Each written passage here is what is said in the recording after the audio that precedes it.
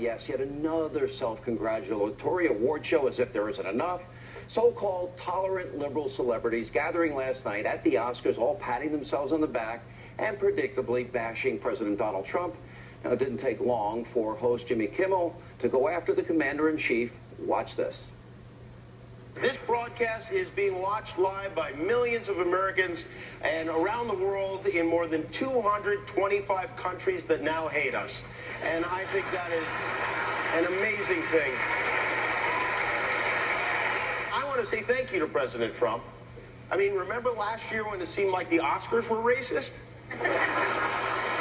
We're at the Oscars, the Academy Awards. You're nominated. You got to come. Your families are nominated. Your friends. Some of you will get to come up here on this stage tonight and give a speech that the President of the United States will tweet about in all caps during his 5 a.m. bowel movement tomorrow.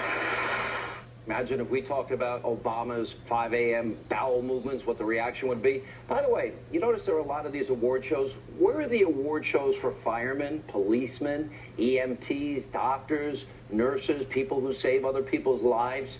What you have here, holier than thou, Hollywood elites, they're just huge hypocrites. They distort everything the president says or does, but they stand by in complete silence when President Obama, for example, said things divisive like this. Take a look.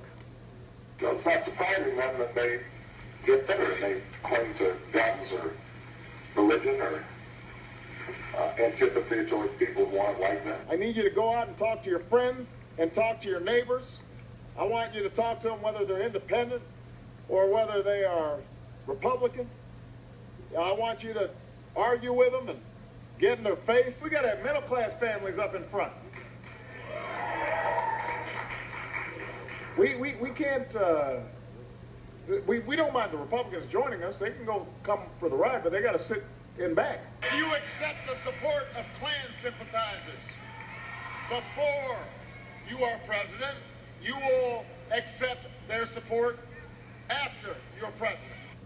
You know what, President Obama, he tore the country apart with that type of divisive rhetoric, and instead of calling it out and actually practicing what they preach, well, the Hollywood left, they stood by President Obama every single step of the way.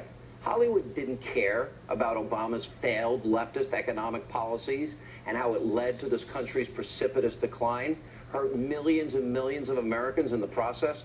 You know why? You have overpaid Hollywood elites.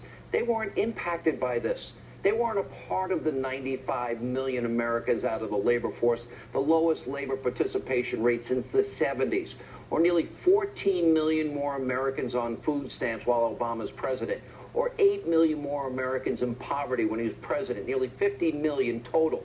Their families weren't struggling like the rest of America to find these jobs, suffering in poverty on food stamps. They didn't care at all that President Obama accumulated more debt than every other president before him combined. Nope, their reality is not the world that you, the American people, live in. They're in a giant liberal bubble, and they're completely out of touch. They don't seem to care about middle America, do they? They don't care about all the people there in red states who voted for President Trump. As a matter of fact, they're really mocking us. And by the way, Hollywood hypocrites, they advocate for policies they're not impacted by. For example, Hollywood, they want to flood the country with unvetted refugees. Great. Well, let's put them up in Beverly Hills in their mansions. Let's put them in Malibu. Let's see how quickly they might change their minds. Now, we all know that wouldn't take very long. What's even more disturbing is how last night at the Oscars, Hollywood heaped praise on an Iranian filmmaker who boycotted the award show because of Donald Trump's temporary travel ban. Take a look at the statement that was read on his behalf after he won an Academy Award, the best foreign language film. Watch this. I'm sorry I'm not with you tonight. My absence is out of respect for the people of my country and those of other 6 nations whom have been disrespected by the inhumane law that bans entry of immigrants to the U.S. Dividing the world into the us and our enemies categories creates fear, a deceitful justification for aggression and war. These wars prevent democracy and human rights in countries which have themselves been victims of aggression. Really? Lecture from a guy from Iran, Hollywood cheering for this guy, the world's #1 state sponsor of terror? a country that chants death to America, death to Israel, repeatedly vows to wipe Israel off the face of the earth, burns the American flag, the Israeli flag. Now, this Iranian filmmaker, maybe he should try standing up to the mullahs in his own country before attacking America. Hollywood also appears to be oblivious to the fact that the 7 countries impacted by President Trump's temporary travel ban, how do they treat women, gays and lesbians, religious minorities, Christians and Jews? Of course, Hollywood, they weren't done attacking President Trump's policies. You have this actor, this guy, El Garcia Bernal. Look at him take another shot at the president. Take a look at this.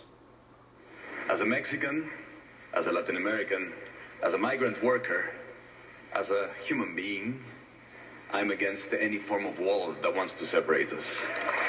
Really? If those walls are so bad, why do so many Hollywood liberal elites and actresses have walls around their mansions? They're not inviting us in. It's because these people are total frauds. My message tonight to these snowflakes is very simple. You people disgust me. You're out of touch with real Americans. Millions of Americans suffer because of the president you supported. And because your movies, by the way, and the issues, you don't want to reflect American values. So my advice to Hollywood, keep going the way you're going. The more you continue to undermine the president and the country and defend, a guy that lectures us when he lives in the #1 state sponsor of terror and won't dare take them on, you know what? It means more of the American people will just discover how irrelevant you all are. Joining us now with reaction, New York